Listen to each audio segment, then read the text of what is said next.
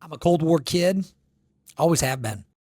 This is the time of year when you get into American history where I am starting to go, ooh, I remember that because I lived through some of these things. Welcome to Frickin' History, and if you want a 3, a 4, or a 5 on your AP exam, I'm the guy to see. Now, there's a handful of things you need to know about the early stages of the Cold War. So the first thing is there's a massive amount of mistrust between the United States and the Soviet Union, and it develops because of the Manhattan Project. President Truman is the president. FDR has passed away, congestive heart failure, got the best of him, and there was no relationship between Truman and Stalin. Now, Stalin in the Soviet Union has a hard time trusting anybody or anything. And so once he found out that we had this massive weapon of mass destruction, meaning the A-bomb, there was going to be some mistrust. That's where it began. Then the Red Army started taking lots of areas in Eastern and Central Europe, and he decided to, I know I agreed to those free elections, is what Stalin said, but Stalin then turned around and said, never mind, we're just going to hold on to this land. This is the area of Bulgaria, Romania, Czechoslovakia, parts of Germany, which became eventually East Germany. So what was the U.S. response to that? And this is the part you need to know.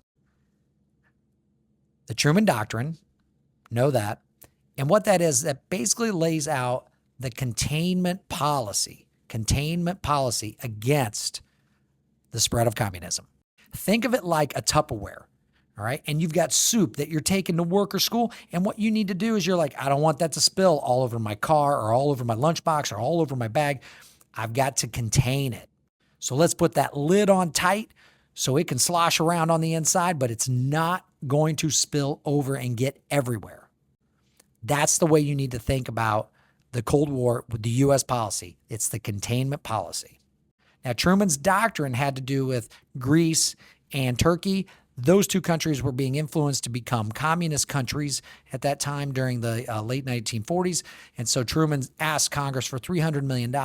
They granted him that $300 million to invest into those economies, so there was no need for communism. Now, that idea ended up and spread and eventually became what was known as the Marshall Plan.